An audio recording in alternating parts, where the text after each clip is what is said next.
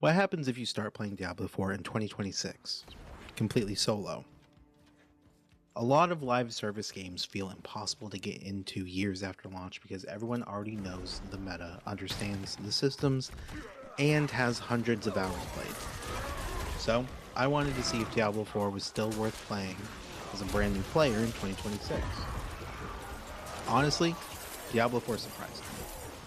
As someone coming into the game fresh, it actually does a pretty good job at easing new players into the experience. The combat feels satisfying almost immediately, and the gameplay loop is easy to understand even if you've never played a Diablo game before. One thing that stood out to me was the atmosphere. Even in 2026, the darker world design, music, and overall tone feel really immersive. Exploring the map solo never really felt boring because there was always another dungeon, quest, or event pulling me in. Playing solo definitely changes the experience though. You can absolutely enjoy the campaign and level up on your own, but there are moments where the game reminds you it was built as an online shared world game. You'll see other players running around towns, joining world events, and interacting during seasonal content if you mainly keep to yourself.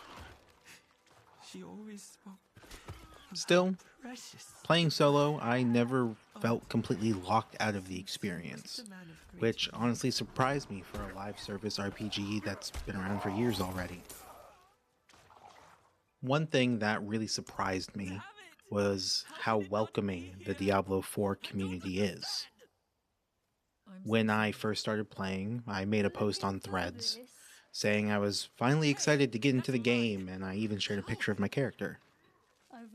In the end, I wound up getting about 7 replies, but all of them were positive and welcoming me into the community, which honestly made the game feel a lot less intimidating as a new player.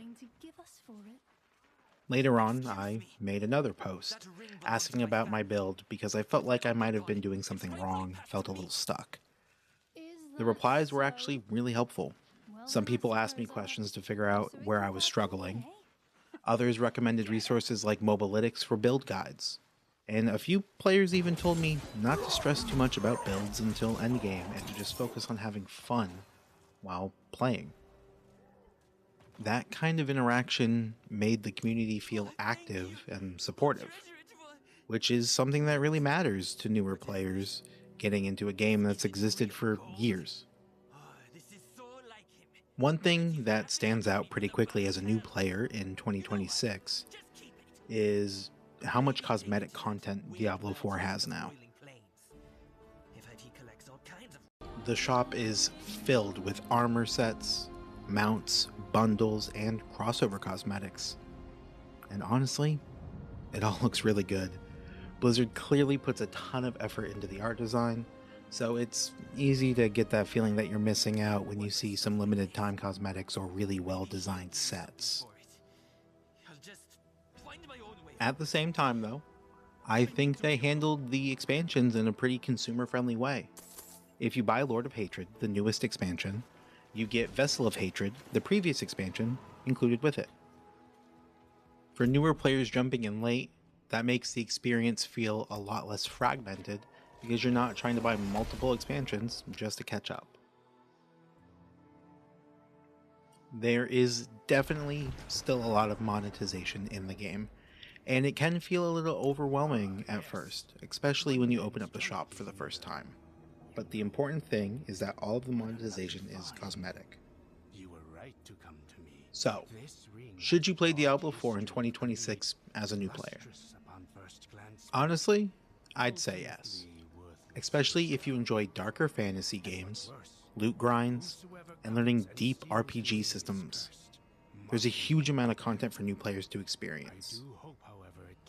But if you don't enjoy repetitive grinding, seasonal resets, or live service style games with constant updates, you might not enjoy it and burn out pretty quickly. Overall, Diablo IV feels surprisingly welcoming for newcomers in 2026. That's probably the biggest thing that stood out to me.